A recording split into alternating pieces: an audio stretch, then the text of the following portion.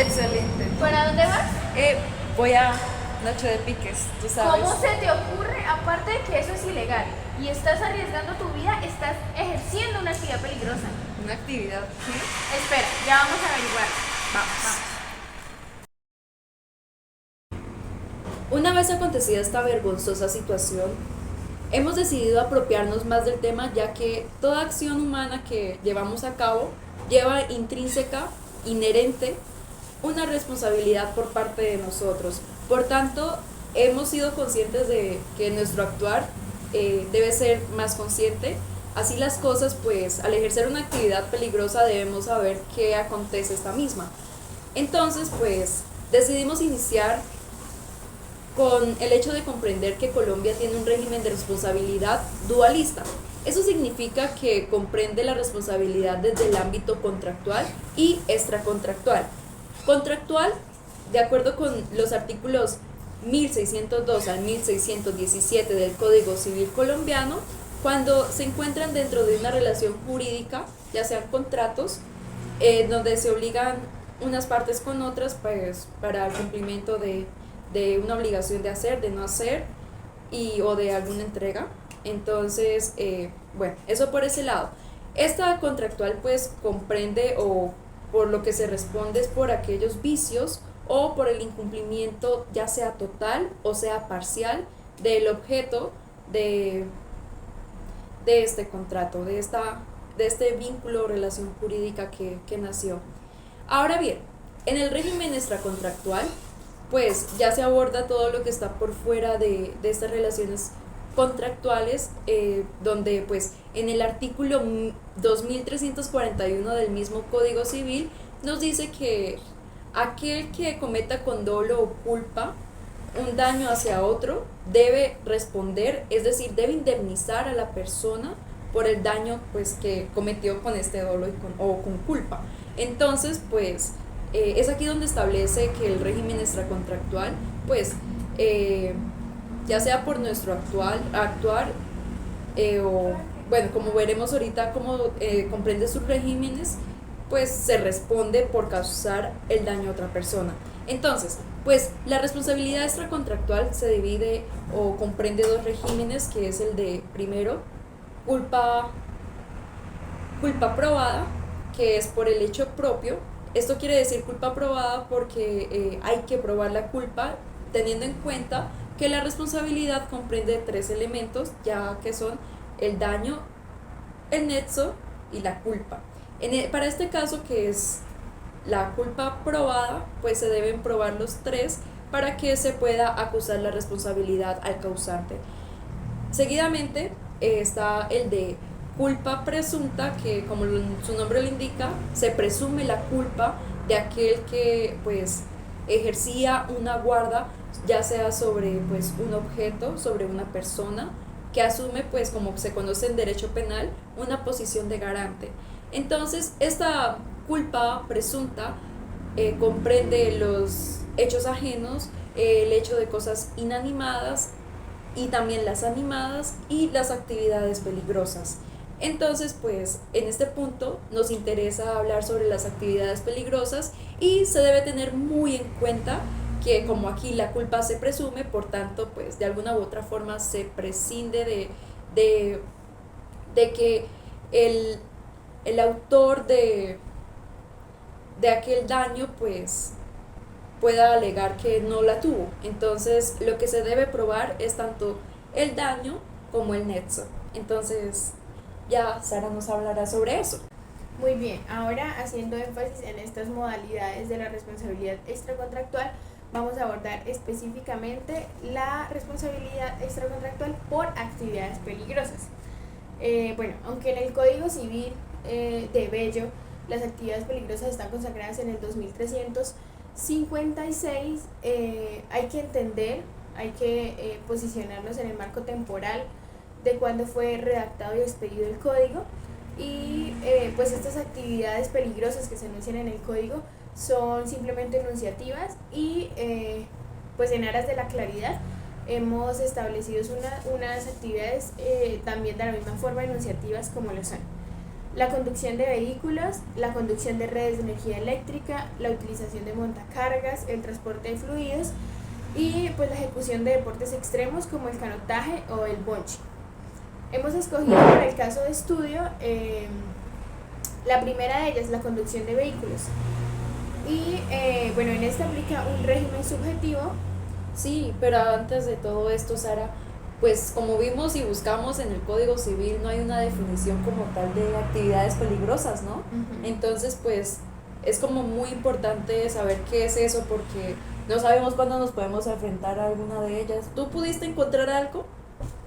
Bueno, en aras de la precisión buscamos desde la doctrina qué se entiende por actividades peligrosas y encontramos que Javier Tamayo Jaramillo en el Tratado de Responsabilidad Civil, En este bebé. tras hacer un estudio de lo que entiende la doctrina chilena, la doctrina soviética y mexicana y también la doctrina italiana, expide su propia definición de actividad peligrosa, la cual me permito leer en este momento. Para nosotros, peligrosa es toda actividad que, una vez desplegada, su estructura y comportamiento genera más probabilidades de daño de las que normalmente está en capacidad de soportar por sí solo un hombre común y corriente. Esta peligrosidad surge porque los efectos de la actividad se vuelven incontrolables o imprevisibles debido a la multiplicación de energía y movimiento, a la incertidumbre de los efectos del fenómeno o a la capacidad de destrozo que tienen sus elementos. Javier Tamayo Jaramillo también hace una precisión en que se puede estar en el curso de una actividad peligrosa con una cosa o sin ella. Y bueno, ya en la conducción de vehículos nos encontramos pues que estamos con un elemento adicional, con un vehículo. Repitiendo un poco lo que dijo mi compañera Camila, estamos en un régimen subjetivo en el cual la culpa se presume y quien está legitimado por activa simplemente pues entrará a probar el nexo y el daño. Para esto también quiero hacer una precisión de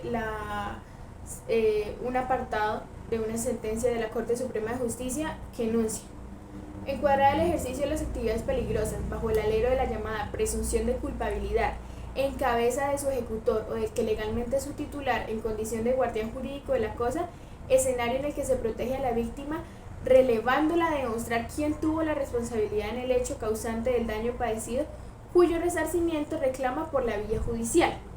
El ofendido únicamente tiene el deber de acreditar la configuración o existencia del daño y la relación de causalidad entre este y la conducta del autor, pudiéndose exonerar solamente con la demostración de la ocurrencia de caso fortuito o fuerza mayor, culpa exclusiva de la víctima o la intervención de un tercero. Estas son las únicas tres formas de romper el nexo de causalidad, que romper el nexo de causalidad es la única forma de exonerarse de la culpa en un régimen subjetivo en el cual la culpa ya está probada, exonerarse de la responsabilidad, en el cual en el régimen subjetivo en el cual la culpa ya está probada. También quiero traer a colación el caso del Tribunal Superior del Distrito Judicial de Pereira, en el cual pues está en ejecución de una actividad peligrosa. Se estudia el caso de un accidente de tránsito en el cual está un vehículo de transporte intermunicipal que cubría la ruta de Medellín a Pereira y en jurisdicción de Santa Bárbara, Antioquia, pues colisiona y sufre un accidente. En este caso pues se encuentra el daño, que es la muerte de Luis Eduardo Rodríguez Aguirre, que surgió con ocasión del accidente de tránsito ocasionado pues por el hecho del accidente de tránsito derivado de la ejecución de una actividad considerada como peligrosa. Este sería el nexo, y pues la culpa que se presume. A este punto nos es importante traer nuevamente a colación aquellos elementos que comprende la responsabilidad para saber cuándo asignar esta misma a aquel autor o aquel provocador de aquel daño que tuvo otra persona, es decir, en este caso la víctima. Debemos tener en principio muy en cuenta que siempre que hay un daño, siempre hay una persona que responde. Es decir, Sara, si alguna vez nos sucede algo, alguien debe responder por eso. Eso, o sea, que fue pues mi culpa cuando sabemos que hay otros factores que pueden incidir u otra persona, puede recaer la responsabilidad. Por eso es importante comprender que pues debemos identificar en estos casos esos elementos para saber cuándo se debe atribuir esta culpa y esta responsabilidad más que todo a un tercero. Entonces, el daño debe ser cierto, debe ser directo, debe ser personal, debe ser cierto en caso que pues debe ser certero, se pueda comprobar, debe existir un daño, una lesión a un bien jurídico. Seguidamente está que sea directo, es decir, que tenga relación con en este caso, que el daño sea provocado por la actividad peligrosa, que exista esta relación entre estos dos. Y pues está seguidamente aquel que es personal, quiere decir que el derecho que se ve afectado es de aquel titular que lo reclama. Bueno, en cuanto al daño, es importante resaltar que en esta sentencia del Tribunal Superior del Distrito Judicial de Pereira, se nos hace muy interesante que se concede el lucro cesante pasado y el lucro cesante futuro.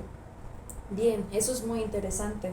Seguidamente, entonces, de acuerdo con ello, tenemos el nexo, pues que hablaremos en un momento, pero antes que pues la culpa tiene que ver también con aquella falta de negligencia, de cuidado, y como siempre hemos dicho, de aquella persona que no se comportó como la persona de mediana inteligencia. Entonces pues se atribuye la responsabilidad por esto mismo, por la falta de estos cuidados. Seguidamente pues está el nexo, que tiene que ver y está relacionado con la conducta y el hecho, y pues el daño. Esto quiere decir que el daño debe ser provocado por esta conducta, por este hecho, y es ahí donde se relaciona. Si el daño es provocado por otro agente externo, pues es ahí donde se ve quebrantado este nexo. Entonces, bueno, reiterando, en la sentencia me gustaría precisar, me gustaría citar una precisión que hace la Corte, y es, si una persona desarrolla en forma empresarial y profesional una actividad calificable como peligrosa, de la cual además deriva provecho económico, por ejemplo, la sistemática conducción de automotores de servicio público, no puede, por regla general y salvo casos muy particulares, invocar las fallas mecánicas, por súbitas que en efecto sean, como constitutivas de fuerza mayor, en orden a edificar una causa extraña y por esa vía excusar su responsabilidad, es decir, romper el nexo de causalidad mediante fuerza mayor o caso fortuito. muy bien. Y eso nos lleva también a entonces hablar de pues a quién le compete en este caso la carga de la prueba. De acuerdo con el artículo 2356, pues se puede comprender que la carga de la prueba en principio pues le corresponde a aquel agente que ocasiona el daño. Es decir, este no puede llegar a alegar que tuvo el suficiente cuidado, que fue negligente, que no fue negligente, que él no puede llegar a alegar esto, y tampoco puede esperar que la víctima compruebe su falta de pericia, su falta de cuidado. Él no puede esperar eso. Por el contrario, pues entonces él tiene la carga de la prueba en tratar de pronto quebrar ese nexo, pues ya sea con el caso fortuito, la fuerza mayor, o pues ya sea la conducta de un agente externo, un tercero. Es de la única o manera. El hecho exclusivo de la víctima. Exactamente, también. Entonces, pues en este caso, como lo decimos, en principio para los daños se presume que pues son causados por este autor, y esto le da pues esto no le permite exonerarse e indemnizar al tercero. Entonces, para que el autor, es decir, la víctima, cuando acuda a actuar frente a este mismo, lo único que debe comprobar es aquella conducta o hecho, o en este caso la actividad peligrosa, y el daño que se causó por causa de esta misma. Entonces, esto es lo único que debe hacer y comprobar la víctima, la existencia de esto.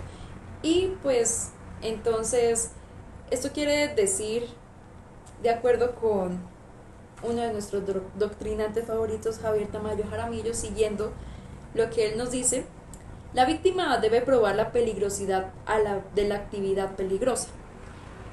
Podemos concluir que la víctima debe demostrar la actividad peligrosa que le causó el daño. Claro que esa prueba estará casi siempre aportada desde el mismo momento en que se pruebe la existencia del nexo causal. Teóricamente, no basta que la víctima pruebe que un automotor le ha producido un daño, sino que debe demostrar que la peligrosidad del vehículo fue la que produjo el hecho. Así, por ejemplo, si la peligrosidad de la estructura pertenece a una persona diferente de la que tiene la peligrosidad del comportamiento, se deberá establecer si el daño proviene de una u otra peligrosidad. Entonces, esto quiere decirnos que, pues, la persona la víctima tiene algo a su favor, y es que con el solo hecho de demostrar la actividad peligrosa ya, pues, no tiene que comprobar la culpa ni la falta de negligencia de este autor. Entonces, para concluir en este punto, debemos decir que la culpa no es un elemento estructural, en este caso, para la responsabilidad en las actividades peligrosas. Sabiendo todo esto, y de acuerdo con el artículo 95 en su numeral primero de la Constitución Política, en el cual debemos respetar los derechos ajenos de los demás, y por esto, pues, en el Código, pues, Civil, en actividades peligrosas se reconoce la responsabilidad que tiene aquella persona que la asume, pues puede verse infringidos los derechos de otras personas por esta misma. Se ve, pues, tanta responsabilidad, se ve, pues, tanta presión, y con mucha razón, pues es una actividad peligrosa que puede, y como se ve normalmente, influir en la vida de las otras personas. Por lo tanto, pues vamos Rumbo a una actividad peligrosa, pero con mucho cuidado y diligencia.